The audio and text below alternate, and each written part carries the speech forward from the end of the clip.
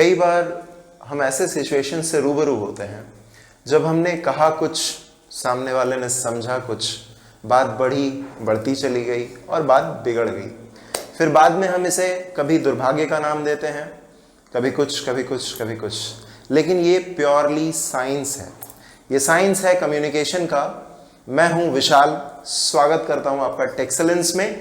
I am going to discuss on a topic which is communication cycle. Oftentimes, English language learners do not understand that a complete cycle of communication has different stages, and making a mistake on any of these stages can result into complete communication failure.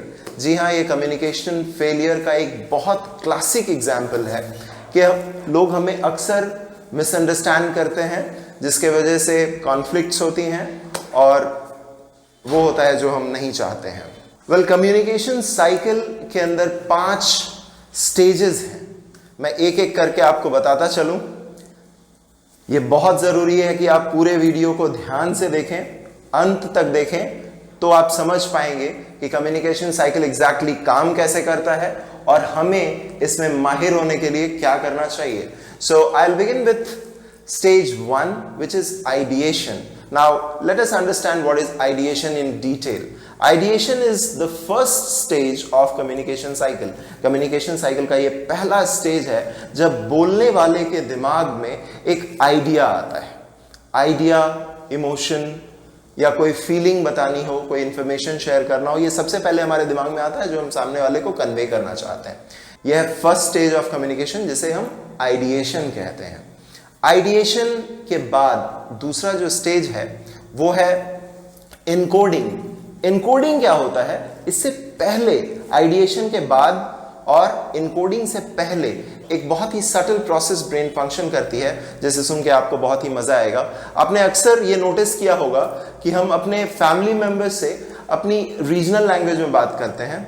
कई घरों में ऐसा होता है कि लोग अपने घर में भी हिंदी में बात कर रहे हैं, बट कई घरों में ऐसा है जहां लोग आंचलिक भाषा में बात करते हैं, जैसे बांग्ला हो या भोजपुरी हो या कोई भी दूसरी रीजनल लैंग्वेज हो जिसमें लोग अपने घर के मेंबर्स से बात करते हैं।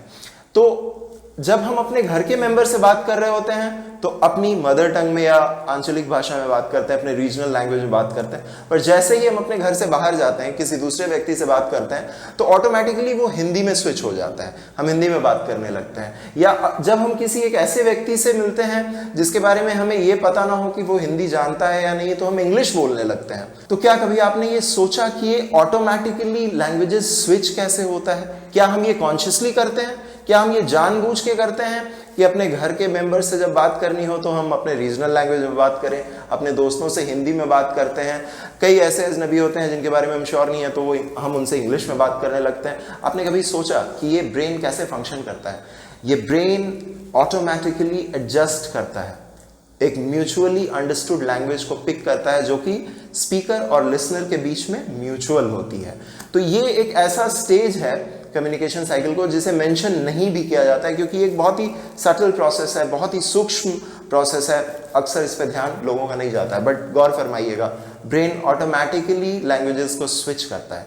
कम्युनिकेशन साइकिल का सेकेंड स्टेज है एनकोडिंग। एनकोडिंग वो स्टेज है जब हम शब्दों का चयन करते हैं अपनी बातों को सामने वाले तक पहुंचाने के लिए। अब ये भी बड़ी मजेदार बात है कि एक ही बात को हम अलग अलग लोगों से अलग अलग शब्दों के जरिए बयान करते हैं। जिन शब्दों को हम अपने दोस्तों के साथ यूज करते हैं, उन वर्ड्स को हम अपने सीनियर्स या अपने फैमिली मेंबर्स के साथ यूज नहीं करते आमतौर पर। और इसी तरह से कभी कभी यूं भी होता है, अगर हम प्रोफेशनल कम्युनिकेशन की बात करें, चाहे वो एक इंटरव्यू हो, कोई बिजनेस मीटिंग हो, कोई सेमिनार हो, कोई भी पब्लिक स्पीकिंग का स्टेज हो, तो वहाँ हम ऐसे शब्दों का चयन करते हैं जो वहाँ के लिए प्रभावशाली हों। We consciously choose words according to the situation and the person we are talking to. ये सेकेंड स्टेज है जबकि हम अपनी बात को कन्वे करने के लिए स्पेसिफिक वर्ड्स को चूज करते हैं। स्टेज नंबर 3 कम्युनिकेशन साइकिल में तीसरा स्टेज है जब इनकोड किए हुए मैसेज को ट्रांसमिट किया जाता है।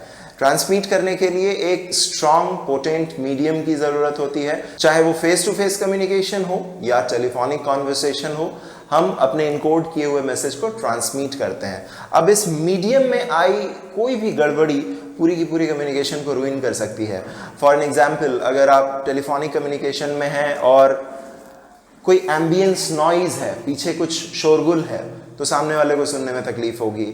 या आप खराब हेल्थ में हैं, तो ये भी एक मीडियम को खराब करने वाली बात हो गई।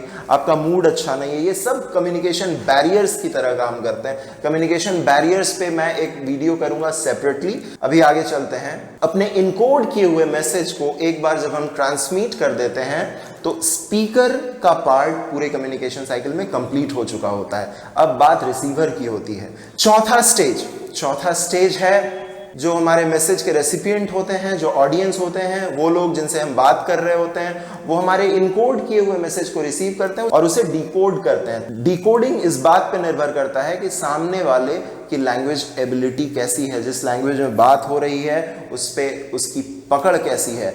जिन शब्दों का इस्तेमाल हम मैसेज को इनकोड करने में करते हैं, उन शब्दों की जानकारी अगर हमारे सुनने वाले को ना हो तो वो उसे डिकोड नहीं कर पाएंगे, कभी कभी मिस इंटरप्रेट करेंगे, और मिस इंटरप्रिटेशन के ही वजह से दुनिया में ज्यादातर कॉन्वर्सेशंस फेलियर की तरफ बढ़ जाते हैं, कॉन्फ्लिक्ट्स पैदा होते हैं। इस स्टेज में आई एक छोटी सी गड़बड़ी भी पूरी की पूरी कम्युनिकेशन को बर्बाद कर जाती है, और यही वो स्टेज है जिसपे हमें सबसे ज्यादा ध्यान देना होता है। Last but not the least, पांचवा स्टेज जिसे हम फीडबैक कहते हैं।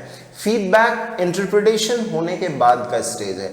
एक बार जब लिसनर ने रिसीव किए हुए मैसेज को अपने लैंग्वेज के ग्रास्प के हिसाब से डिकोड कर लिया, इंटरप्रेट कर लिया, अब वो अपने फीडबैक के जरिए स्पीकर को ये एक्नॉलेज करता है कि उसने बात को सही सही समझा या नहीं समझा। ये एक्नॉलेजमेंट वर्बल भी हो सकता है, नॉन वर्बल भी हो सकता है। हम बोल कर भी सामने वाले को ये बता सकते हैं कि उनकी कही हुई बात को हम सही सही समझ पाए या नहीं।